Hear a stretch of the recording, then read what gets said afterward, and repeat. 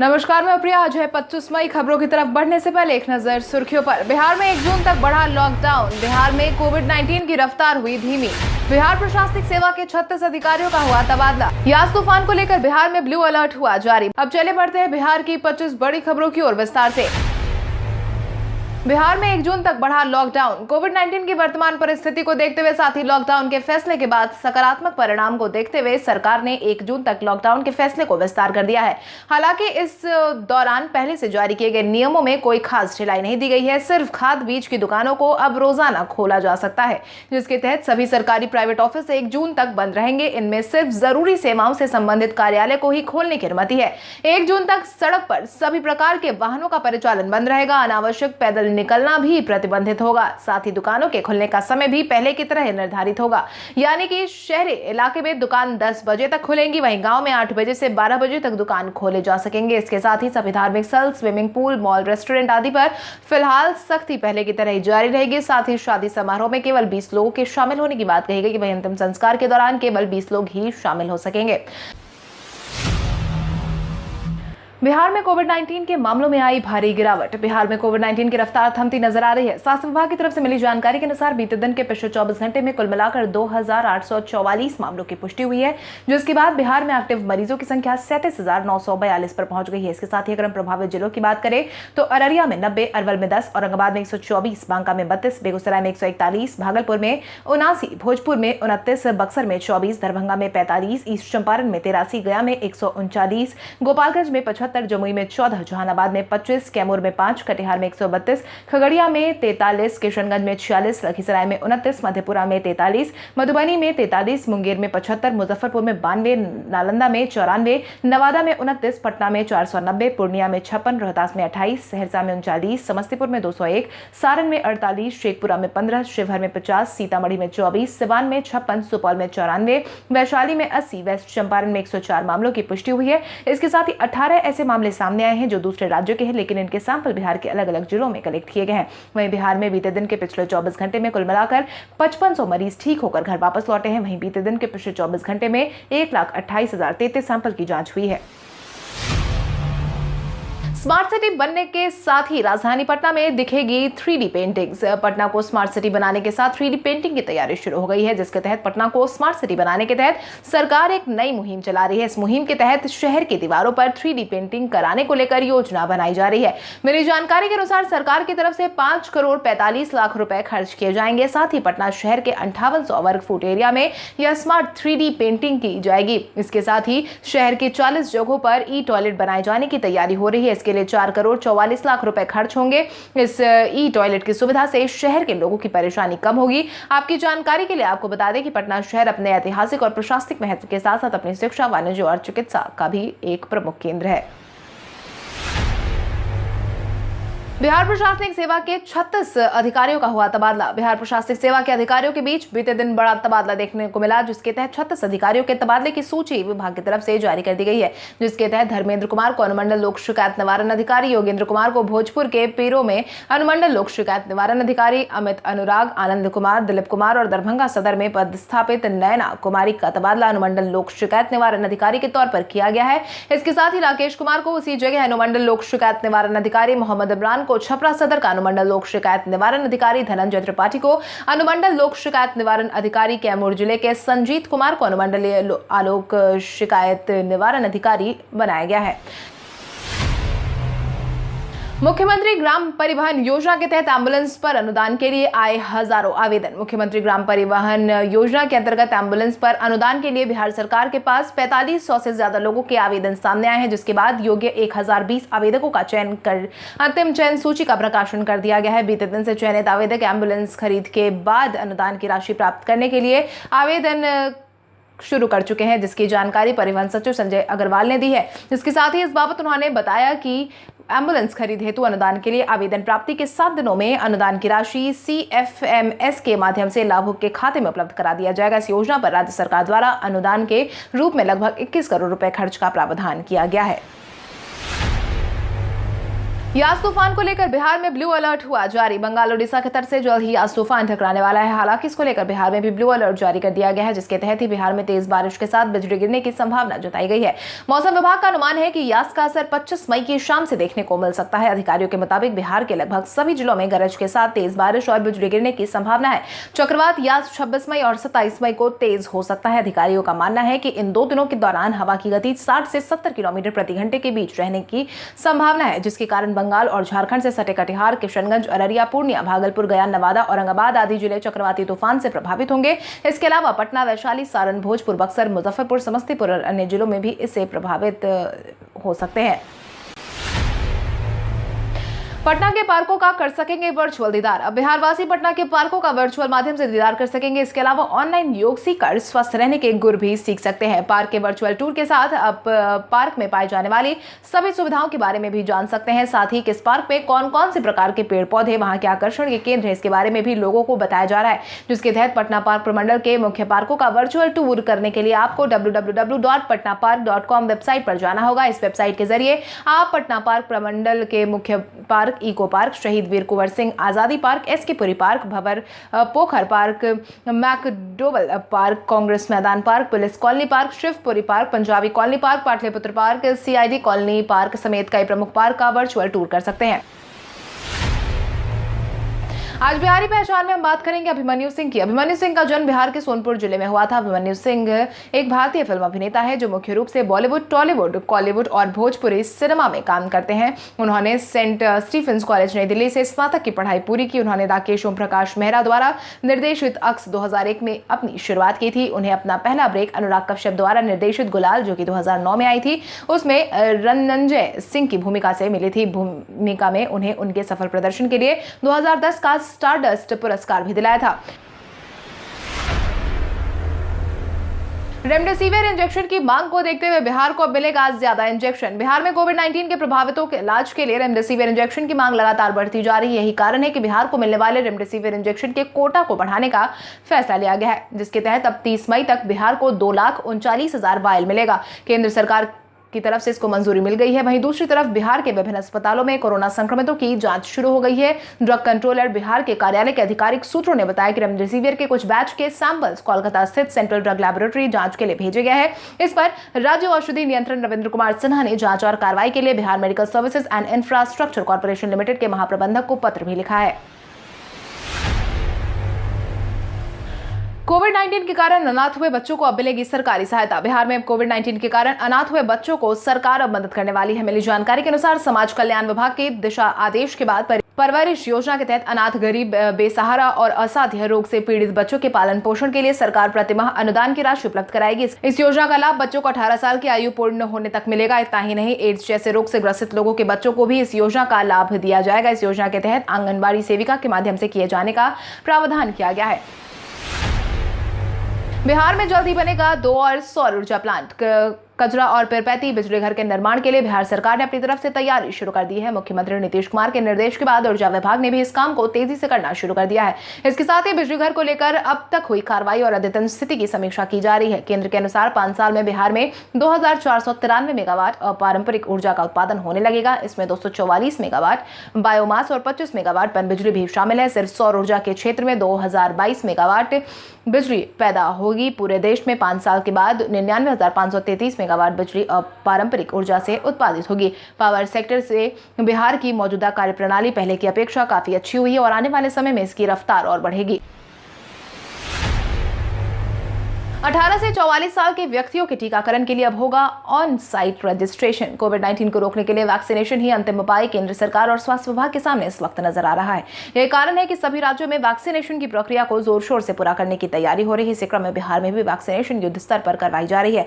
Vaccination की रफ्तार को और ज्यादा बढ़ाने के लिए कोविन पोर्टल पर ऑन साइट रजिस्ट्रेशन ऑप्शन जोड़ा गया है। यह सुविधा केवल सरकारी वैक्सीनेशन सेंटर पर ही उपलब्ध होगी। इसके तहत 18 से 44 साल के लोगों को वैक्सीनेशन के लिए अब ऑन साइट रजिस्ट्रेशन होगा, जिससे वैक्सीन की बर्बादी में कमी आने की उम्मीद जताई जा रही है। ग्रामीण इलाकों में कोविड-19 से निपटने के लिए मुख्यमंत्री नीतीश कुमार ने बनाई नई रणनीति। शहरी इलाकों के साथ साथ ग्रामीण इलाकों में भी कोविड-19 प्रभावितों की संख्या लगातार बढ़ती जा रही है, क्योंकि कोविड-19 को लेकर ग्रामीण इलाकों में सतर्कता की कमी देखी जा रही थी। इसी बीच बिहार सरकार ने ग्रामीण इलाकों में कोविड-19 का सामना करने के लिए नए नियमों को लागू कर दिया है, जिसके तहत बीते दिन अपने सरकारी आवास पर आयोजित समीक्षा बैठक के दौरान मुख्यमंत्री नीतीश कुमार ने कहा कि ग्रामीण इलाकों में चलंत टेस्टिंग वैन की शुरुआत की गई है। इससे प्रतिदिन ग्रामीण क्षेत्रों में 1000 जांच होगी। इस जांच की रिपोर्ट 24 घंटे में लोगों को मिल जाएगी। इसके साथ ही बैठक के दौरान मुख्यमंत्री नीतीश कुमार ने कहा कि कोरोना से मरने वालों के आश्रितों को मुख्यमंत्री राहत कोष से 4 लाख रुपए दिए जा रहे हैं। सभी डीएम को निर्देश दिया गया है कि कोरोना संक्रमण से जिनकी मौत हुई है उसकी पूरी जानकारी एकत्र करें और उनके परिजनों को अनुग्रह राशि उपलब्ध कराएं।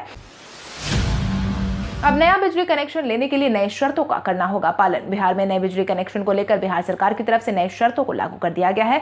बिजली कंपनी से मिली आधिकारिक जानकारी के अनुसार नई व्यवस्था ये की गई है कि नए कनेक्शन के लिए पेसू क्षेत्र में जो भी आवेदन आएंगे वहां प्रीपेड मीटर ही लगाया जाएगा। आमतौर पर नए कनेक्शन का आवेदन कुछ इलाकों में बन रहे नए घर और अपार्टमेंट के लिए आता है। इसके अतिरिक्त घर के बंटवारे के बाद भी लोग नए कनेक्शन के लिए आवेदन करते हैं। इन सभी मामलों में स्मार्ट प्रीपेड मीटर ही लगाए जाएंगे। इसके साथ ही कोविड-19 की स्थिति सामान्य होने के बाद ही स्मार्ट प्रीपेड मीटर लगाने का काम तेजी से पूरा किया जाएगा।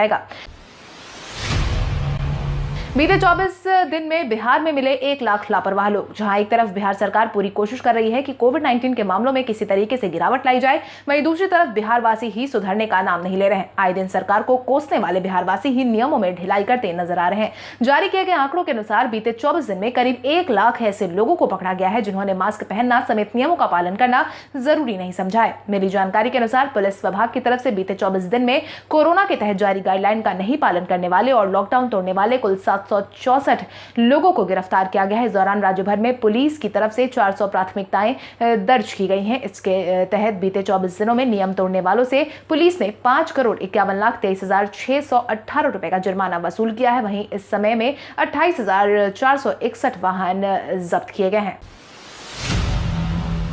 उप मुख्यमंत्री तारकिशोर प्रसाद ने बिहार में संक्रमण दर में गिरावट आने की कही बात। जहां एक तरफ बीते दिन मुख्यमंत्री नीतीश कुमार की अध्यक्षता में 1 जून तक लॉकडाउन का आदेश जारी किया गया, वहीं दूसरी तरफ उप मुख्यमंत्री तारकिशोर प्रसाद ने बिहार में संक्रमण दर में गिरावट होने का दावा किया है, जिसके तहत उन्होंने एक निजी चैनल को दिए गए साक्षात्कार में कहा कि बिहार में कोरोना लड़ाई लड़ने के क्रम में बिहार के अंदर स्वास्थ्य सुविधाओं में काफी सुधार आया है। ऑक्सीजन युक्त बेडों की संख्या में वृद्धि हुई है। बिहार में ऑक्सीजन की उपलब्धता, बायोपेप बेडों की उपलब्धता सभी स्वास्थ्य संस्थानों में बढ़ी है। इसके साथ ही उन्होंने कहा कि बिहार में लॉकडाउन के अच्छे परिणाम आए हैं, जिससे उत्साहित होकर बिहार सरकार ने 1 जून तक इसे विस्तारित करने का निर्णय लिया है।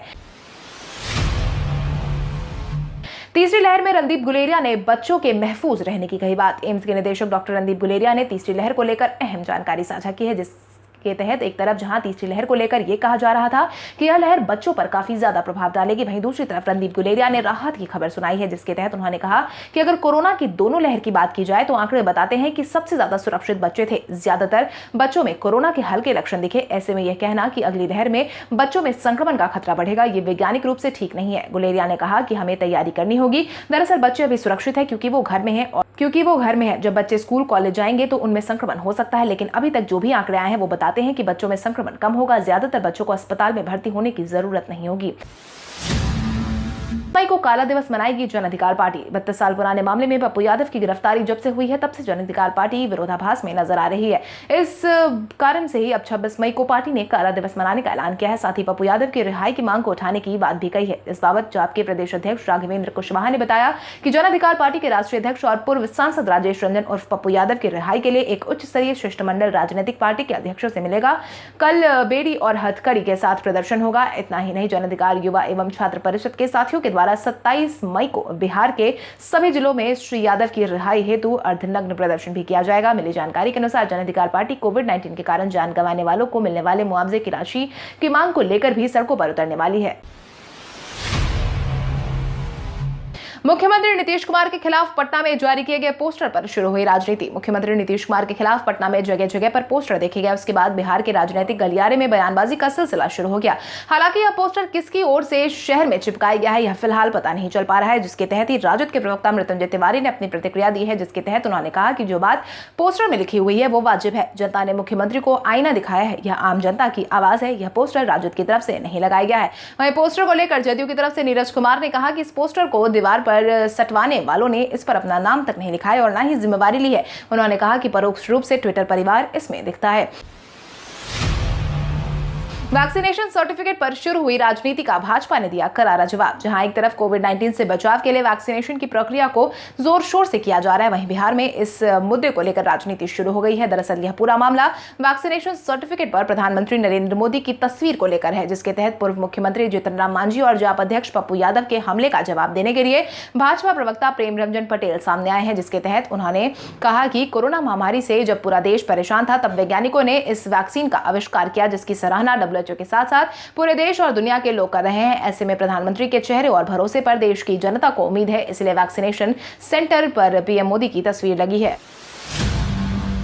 शिक्षक अभ्यर्थियों के महाआंदोलन के समर्थन में दिखे तेजस्वी यादव। नेता प्रतिपक्ष तेजस्वी यादव एक भी मौका नहीं छोड़ते मुख्यमंत्री नीतीश कुमार को जवाब देने का और उनकी नीतियों को आड़े हाथों लेने का। इसी बीच उन्होंने एक बार फिर से शिक्षक अभ्यर्थियों के महाआंदोलन का समर्थन करते हुए सरकार पर निशाना साधा है, जिसके तहत बीते दिन उन्होंने अपना ट्वीट जारी करते हुए लिखा कि बिहार में प्राथमिक से माध्यमिक स्तर पर शिक्षकों का एक बड़ा बैकलॉग है। नीतीश सरकार ने शिक्षा प्रणाली को बर्बाद किया है और उन्हें हमेशा अपमानित किया है। मैं शिक्षक बिरादरी के साथ एकजुटता से खड़ा हूं और भर्ती प्रक्रिया को तत्काल पूरा करने की मांग करता हूं। नेता प्रतिपक्ष तेजस्वी यादव इतने पर ही नहीं रुके।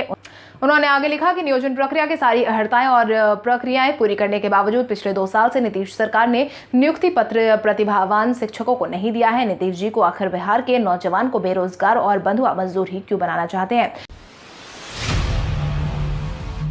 रूस की स्पुतनिक वी वैक्सीन का भारत में भी शुरू हुआ उत्पादन। लगातार कई राज्यों से वैक्सीन खत्म होने की खबरों के बीच एक राहत भरी खबर सामने आई है, जिसके तहत रूस से आई स्पुतनिक वी वैक्सीन का निर्माण भारत में शुरू हो गया है। देश की बड़ी दवा निर्माता कंपनी पेनेसिया बायोटेक ने रशियन डायरेक्ट इन्वेस्टमेंट फंड के सहयोग से सोमवार से रूसी वैक्सीन स्पुतनिक वी का उत्पादन शुरू कर दिया है। RDIF ने एक बयान में कहा कि भारत की दवा निर्माता कंपनी पेनेसिया बायोटेक हर साल 10 करोड़ वैक्सीन डोज का उत्पादन करेगी। इसका व्यापक पैमाने पर उत्पादन गर्मी में शुरू हो जाएगा। रूसी RDIF के मुताबिक जल्द ही टीके का भारत में फुल स्केल उत्पादन शुरू हो जाएगा। भारत के इतिहास में आज की तारीख कई कारणों से दर्ज। भारत के इतिहास में आज की तारीख कई कारणों से महत्वपूर्ण मानी जाती है। यात्रियों को लेकर जा रहे स्टीमर सर जॉन लॉरेंस 1877 में उड़ीसा तट के पास आज के दिन डूबा। परमाणु परीक्षणों के कारण भारत पर 1998 में प्रतिबंध न लगने के लिए यूरोपीय संघ के सभी 15 सदस्य देश सहमत आज के दिन हुए। प्रख्यात वकील और शिक्षाविद रास बिहारी बोस का जन्म 1886 में आज के दिन हुआ था। हिंदी सिनेमा के प्रसिद्ध संगीतकार लक्ष्मीकांत का निधन 1998 में आज के दिन हुआ। हिंदी फिल्म अभिनेता एवं राजनीतिज्ञ सुनील दत्त का निधन 2005 में आज के दिन हुआ था। विराट कोहली जल्द ही तोड़ सकते हैं महेंद्र सिंह धोनी के रिकॉर्ड को। भारतीय टीम के वर्तमान कप्तान विराट कोहली तेजी से भारतीय टीम के पूर्व कप्तान महेंद्र सिंह धोनी के रिकॉर्ड को तोड़ने की तरफ बढ़ रहे हैं। जानकारों की माने तो न्यूजीलैंड के खिलाफ होने वाले विश्व टेस्ट चैंपियनशिप के फाइनल मैच में खेलने के बाद एक और कामयाबी कप्तान के नाम पर दर्ज हो सकती है, जिसके तहत वो जल्द ही MS धोनी के भी रिकॉर्ड को तोड़ सकते हैं।